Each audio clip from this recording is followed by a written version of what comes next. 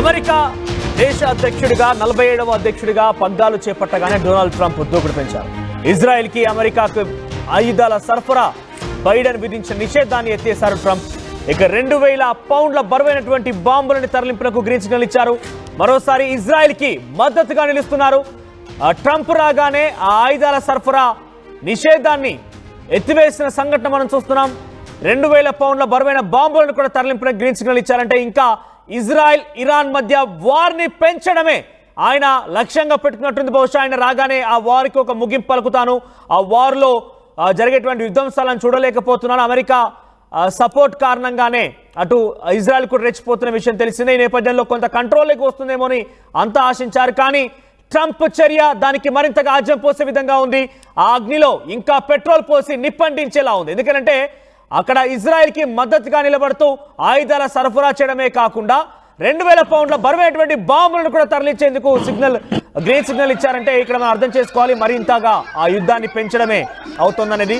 ఫలిస్తీనా శరణార్థులను Egypt, Jordan, ఇతర Arab దేశాలు తమ దేశంలోకి అంగీకరించాలని ట్రంప్ విజ్ఞప్తి చేశారు. గాజాలోని రఫాలో విధ్వంస తీవ్రతను తగ్గించేందుకు ఆయుధాల సరఫరాని నిలిపివేసినట్టుగా బైడెన్ సర్కార్ పేర్కొంది. అయితే ఆ తర్వాత దాన్ని కొంత మరింత ఆజ్యం పోసే విధంగానే ట్రంప్ చర్యలున్నాయి. మరి ట్రంప్ నిర్ణయం పైన అటు దేశ విదేశాల నుంచి ఉన్నటువంటి అధ్యక్షులు ఎట్లా రెస్పాండ్ అవుతారో చూడాలి.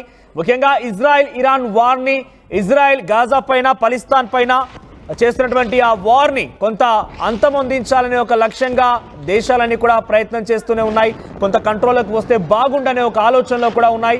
ముఖ్యంగా బైడెన్ కూడా కొంత ముగింపు పలుకుతామని చివరి దశలో ఆయన ఇక అధ్యక్ష పదవి బాధ్యతల నుంచి వైదొలుగుతున్న సమయంలో కూడా కొన్ని కీలక ప్రకటనలు చేశారు. కొన్ని నిర్ణయాలు తీసుకున్నప్పటికీ ట్రంప్ వచ్చాక వాటిని మళ్ళీ పునరావృతం చేస్తున్నారు. ట్రంప్ మళ్ళీ ఇజ్రాయెల్కి ఆయుధాల సరఫరాకు సంబంధించి బైడెన్ వేసినటువంటి నిషేధాన్ని ఎత్తివేశారు. 2000 పౌండ్ల బరువైనటువంటి ఆ బాంబుల తరలింపునకు కూడా గ్రీన్ సిగ్నల్ ఇచ్చారు.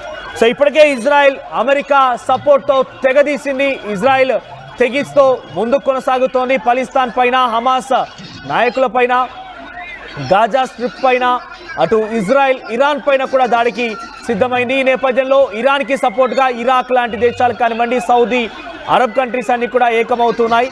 ఇవన్నీ చూస్తుంటే 3వ ప్రపంచ యుద్ధం వస్తుందా అనే రకంగా కనిపించింది. మనం చూడొచ్చు అక్కడ ఎటువంటి విధ్వంసాలు ఉన్నాయనేది.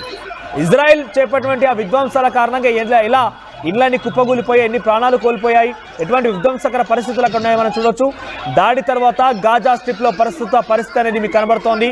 సో అటువంటి పరిస్థితి నుంచి కొంత ముగింపు పలుకుతాడు ట్రంప్ అని ఆశించినప్పటికీ ప్రస్తుతం అలాంటి పరిస్థితి కనిపించింది. ఒకసారి గతంలో ఇజ్రాయెల్ ఆయా ప్రాంతాలపైన, గాజాలపైన, ఇరాన్ పైన, పాలిస్తాన్ పైన చేసినటువంటి ఆ దాడి సంఘటనలో ఆ మారణ హోమాన్ని ఒకసారి మనం చూసే ప్రయత్నం చేద్దాం.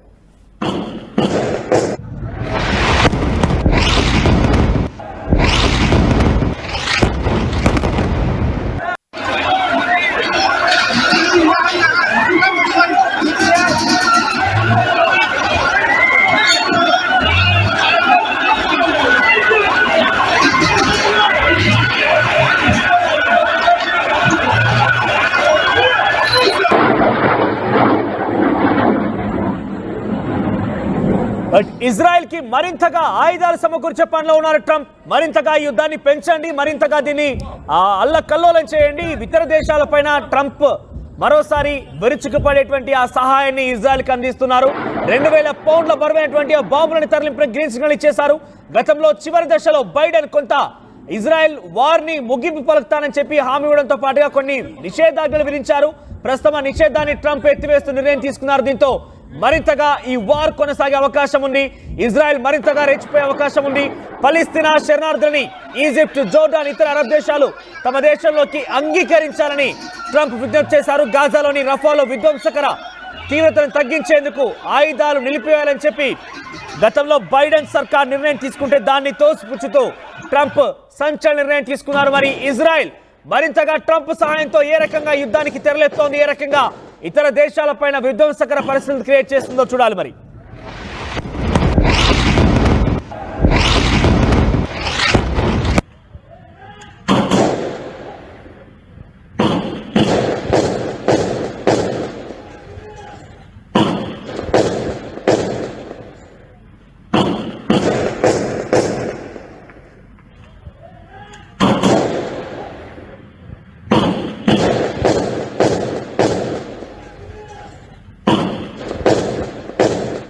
ఇప్పటికే ఇజ్రాయెల్ చేస్తున్నటువంటి ఆ దాడిలో మూడో ప్రపంచ యుద్ధం వస్తుందా అనే రకంగా కనబడుతుంది. ఎందుకంటే ఇజ్రాయెల్కి వ్యతిరేకంగా ఇరాన్ అరబ్ దేశాల యొక్క మద్దతు కూడా కూడగడుతోంది. ఇరాన్కి ఇరాక్, సౌదీ లాంటి దేశాలు కూడా మద్దతుగా నిలుస్తున్నాయి. ఈ నేపథ్యంలో మరింతగా వార్ ఉధృతం కాబోతుందనే ఒక పరిణామాలు కూడా మనం చవి చూస్తాం. అయితే ఈ నేపథ్యంలోనే అమెరికాలో అధ్యక్ష ఎన్నికలు వచ్చాయి. అధ్యక్ష ఎన్నికల్లో ట్రంప్ విజయం సాధించారు. అంతకు మునిపే కొన్ని రోజుల క్రితమే బైడెన్ సంచలన నిర్ణయాలు తీసుకున్నారు. బైడెన్ ఆయన ఈ యొక్క వార్కి ముగింపు పలికే విధంగా కొన్ని సంచలన నిర్ణయాలు తీసుకుంటూ ఆయన ముందుకు కొనసాగారు. బైడెన్ తీసుకున్న నిర్ణయాల్లో అక్కడికి వెళ్ళేటువంటి ఆ వార్ సామాగ్రిని తగ్గించారు, నిషేధాజ్ఞలు విధించారు.